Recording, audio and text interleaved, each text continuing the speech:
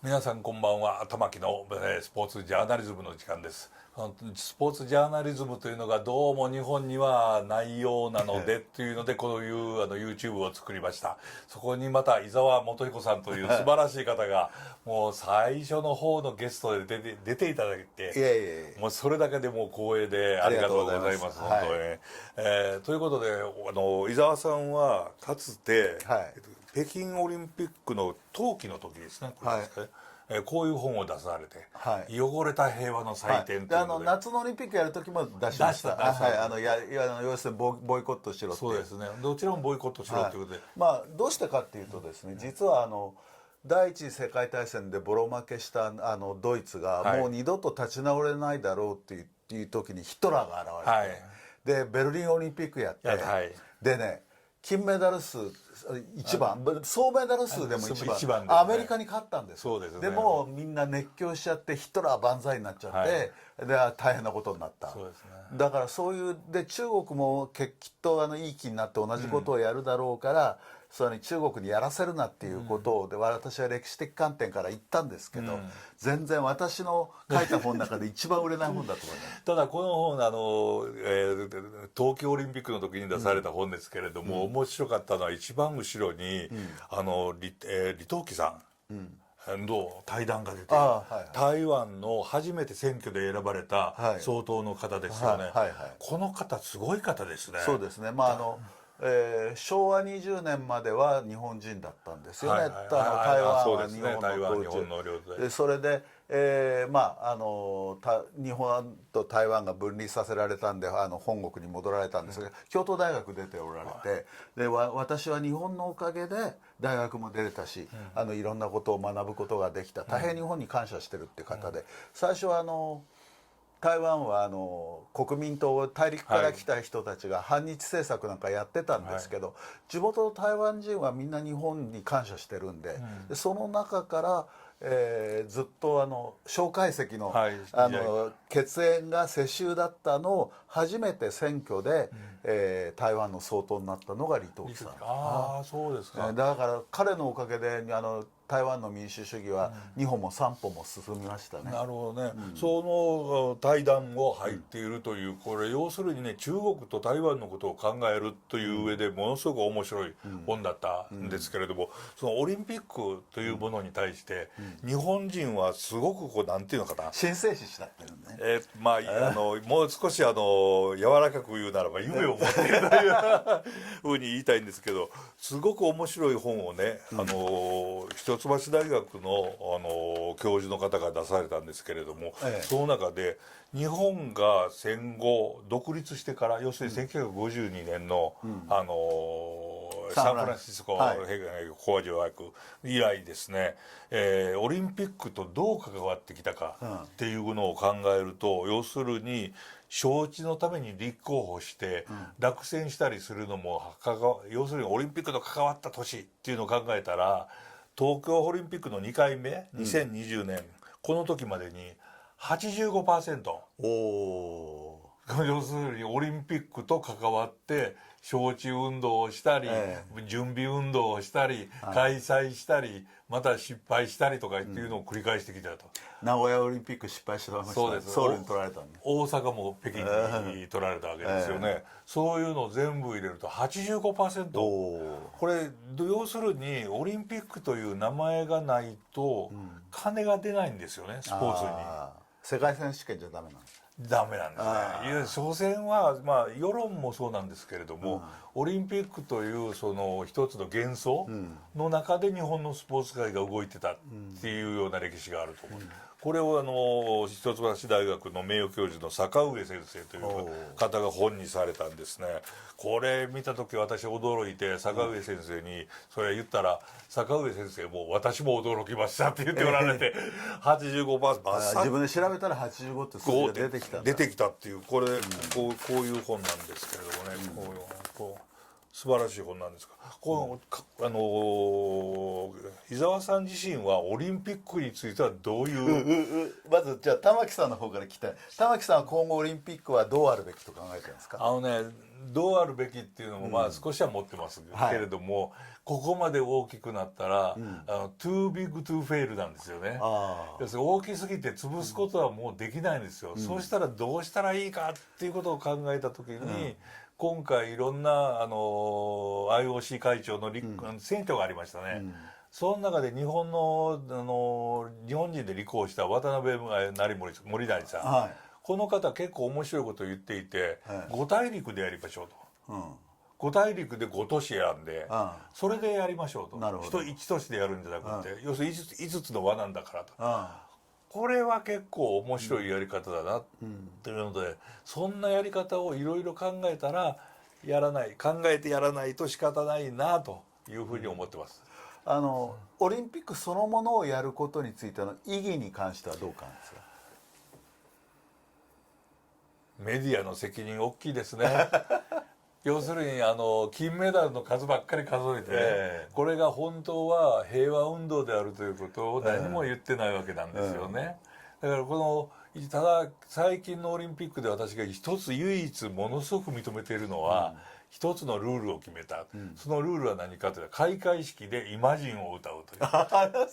あれ決めたんですか。決めたんですよ。決めたの。あれはだってキリスト教徒なんか反発しそうじゃないですか。ノーヘブンだからノーヘブンノーボーダーだからあれ決めたんですよ。必ずやりましょうという、これは私はものすごく高く評価しまして、フジテレビのプライムニュースでも喋ったんですけど、これだけは許せると。なるほど。どうですか、伊沢さんのご意見は。私は先ほど申し上げたかと思うんですけど、要するにヒトラーみたいな、あるいは中国みたいなのオリンピックゲーム開催が利用されることは避けたいんだけど、基本的にオリンピックっていうのはこういうこと言うと怒られるかもしれないですけど、疑似戦争としての効果があると。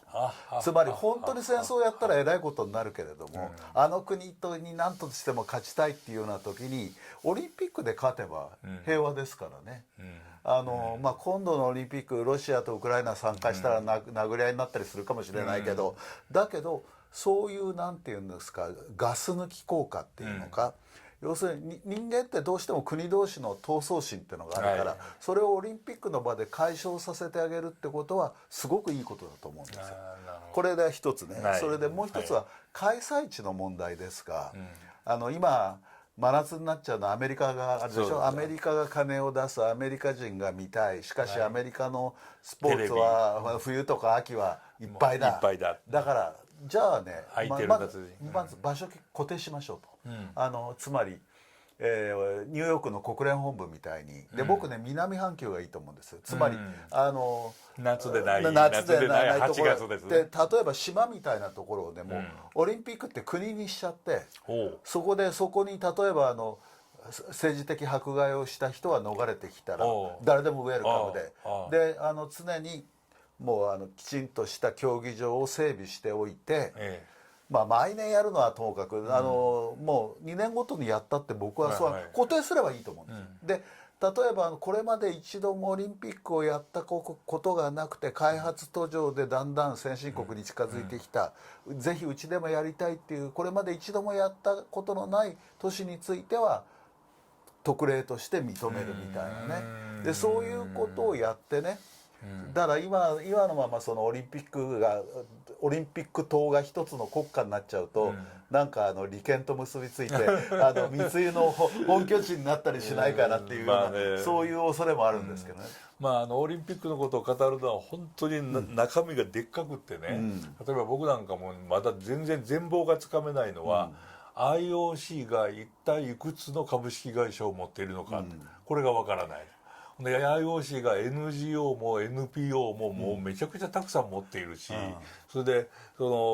バッハのような会長とか理事の人たちが結構社長を務めてるんですよね。こういうある意味の利権と言える。ただしそれは政治に介入されないために自分たちがお金を集めたんだと。笑われましたね。それが1984年のロサンゼルスから始まったのが今になって大きくなって、too big to fail になっちゃった、大きすぎて潰せなくなっちゃったっていうのが現状みたいなんですよね。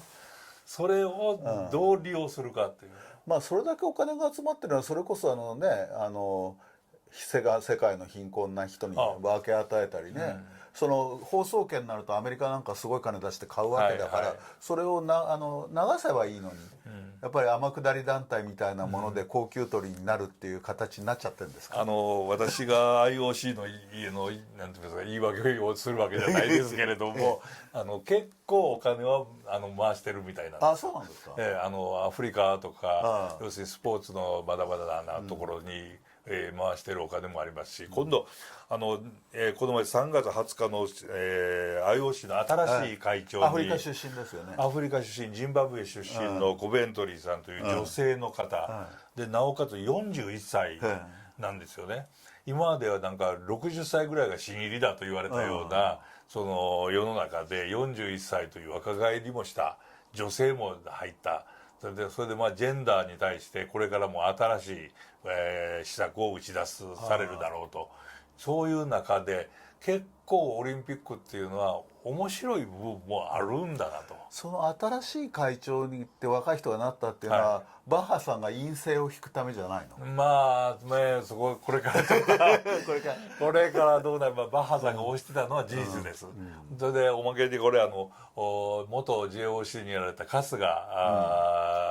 良一さんにいろいろお話聞いたんですけれどもね、IOC の理事のうちの、理事が109人いるんですが、女性が48人なんですよね。でコベントリーさんの集めた票が49票だった。